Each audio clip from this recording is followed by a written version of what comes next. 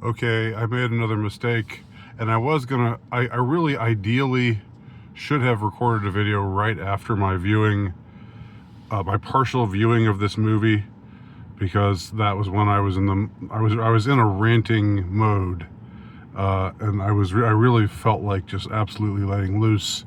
And I know that would have been entertaining for y'all, but it probably wouldn't have been the best thing for me, because I probably would have ended up saying some things that I would have regretted saying, and that you know I don't. Well, maybe I do really mean, but I shouldn't say. So I'm much more selective these days. I still go to the movies. It's always been a sort of getaway for me. It's I admire the form. I know the business is scummy. I know that Hollywood is a cesspit. I know, and I know I've done this disclaimer innumerable times, but I always get people saying, why do you go to movies at all? And if you don't go to movies at all, great. That's cool. I have no problem with that. But the people who judge me for going, I'm not down with y'all. But I am selective these days, particularly, and this is one that I should have been more selective about. I should have thought a little bit more about this one. I went to see The Housemaid, or is it just called Housemaid? I don't know, and I don't care.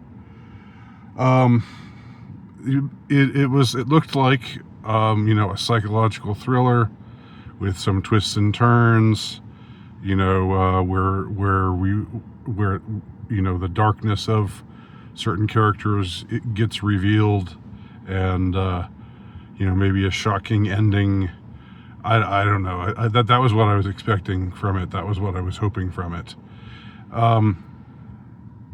But what I didn't want to see were recycled, by this time, completely tiresome, completely played out anti-male tropes. I didn't want to see that. All right, so I went to this movie. I guess I also thought Sydney Sweeney, incensed the liberals, even though she cucked a little, from her initial stance of refusing to apologize, or refusing to try to clarify anything. Still, her just being blonde and having large breasts, and apparently being from a conservative family makes people on the left so incensed that I thought, well, she's involved with it. But what I didn't think enough about was Amanda Seyfried, who said all these cunty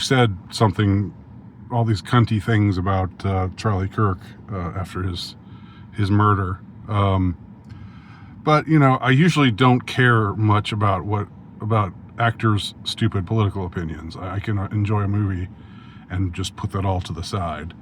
So I thought I could put it all to the side here as well. And the problem turned out not to be relating to Amanda Seyfried or her performance, or Sydney Sweeney. But okay, I'll just describe what I saw over the first 20 minutes of the movie. The movie's about this down and out working girl who apparently doesn't have any family, who's sleeping in her car, but who gets this job as a housemaid for a wealthy family, and she's welcomed by Amanda Seyfried, who is the wife / mother in this upper middle class family, and she seems really nice at first. Upon their first meeting, she's nice, she's welcoming, and then and then she blows her top at like around the 20-minute mark. She after being really nice to Sydney Sweeney, the titular, no pun intended, housemaid. No pun intended with the tit part, I mean. She just like explodes at her because she had these notes that she was going to read to her PTA meeting, and now they're gone, and she thinks that Sydney Sweeney's character hid them somewhere, and she just blows up at her, and you know, she just becomes this raging harpy. And then her husband comes up and says, "Oh, now dear, calm down, calm down." And her husband's, you know, all handsome, and he's got big muscles, and obviously he's a, you know, Sweeney's character is attracted to him. And at that point I knew it was so predictable. Like, there were a couple of things. Okay. She takes her in and shows her around the house and says, "My husband designed the interior of this house." And Sweeney asks, "Oh, is he an architect?" "No, he's in tech, but he just was very scrupulous about." This isn't exactly what she said, because scrupulous would be above the heads of the view. A word like scrupulous would be too high IQ for the for the target audience, but it's something like, you know, he's very you know, he was very exacting about the way that he wanted the interior of this house to look, and so we get, he's controlling. The man of the house is controlling man. So that's the first hint. But then when she blows up, when she acts like a crazy bitch, and, you know, the audience thinks, "Oh, Amanda Seyfried's the problem," and her husband, you know, acts all nice and says they're there, and tries to calm her down. I knew that the husband was a psychopath, was a controlling, narcissistic psychopath who was gaslighting Amanda Seyfried's character. I knew at that very moment, and that he was the one who hid her PTA notes, because he's messing with her, because that's what I don't know, because he wants to drive her crazy, or he's, you know, just getting off on you know, upsetting her because he's a sadist, a sick sadist, or whatever. So at that point, I took out my, I mean, I knew where the movie was going, and I should have known it was directed by Paul Feig, the director of the infamous 2016 Lady Ghostbusters. So that should have been a clue for me as well. But anyway, I took out my trusty camera phone, and I went to grok.com, and I wrote, "Is the husband the villain in the movie Housemaid?" And Grok said yes, the husband is the villain, and goes on to spoil what happens in the story. And I don't care that I spoiled it for you. I don't care that I spoiled it for you without, you know, without warning.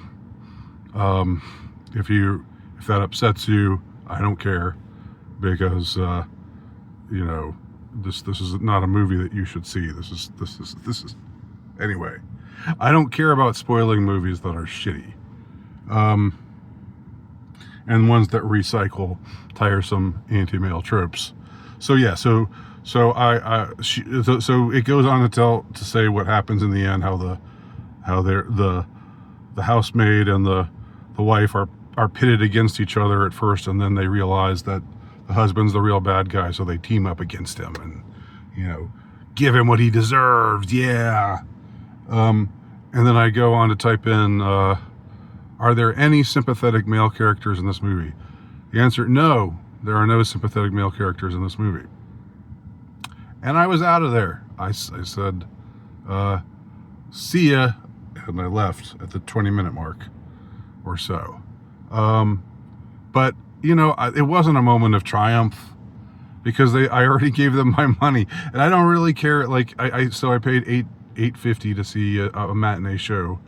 I don't think that you know, really caused much of a dent in however much this movie is going to make or not.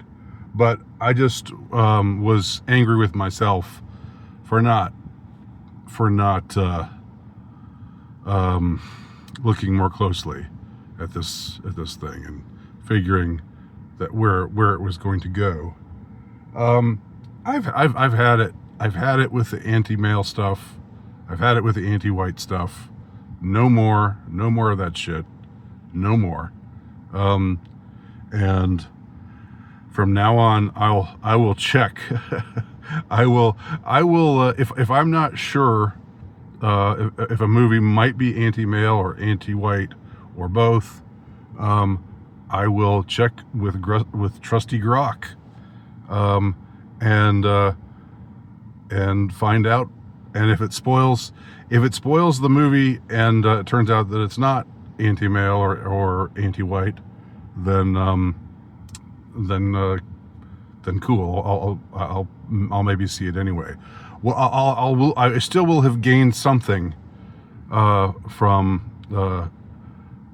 knowing ahead of time if I'm in for something like that. I'm just not going to sit back and take that anymore. I'm not going to take it up the ass from these. Well, I could say some things. Believe me, I could say some things, and I thought about some things, and there were some. You know, I had some. It was beyond choice words.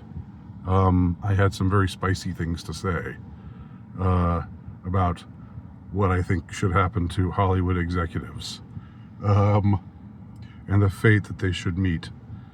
And, you know, I had recourse to recent events. I'll just put it that way.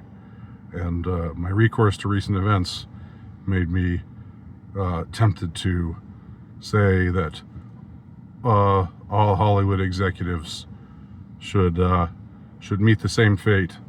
But that wouldn't have been a good thing to say. And I didn't say it, and I'm not saying it. I might mean it, but I'm not saying it. And there you go. So don't see Housemaid. It's crap. And that's all.